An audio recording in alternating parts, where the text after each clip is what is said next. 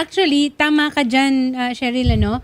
Ang katawan, ang bangkay actually, basta't ma-autopsy, malalaman pati oras ng pagkamatay. Opo. Una. Pangalawa, malalaman natin kung buhay pa ba siya Opo. nung nasa ilalim siya ng Yun po, dagat. yun po ang gusto Kung kong napasukan ba ng tubig ang baga niya o Opo. kung ano.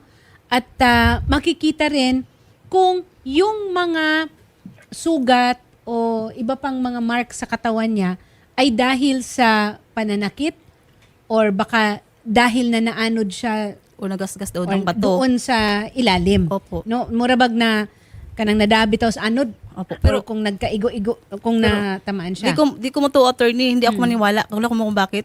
May mask pa yung kapatid ko eh.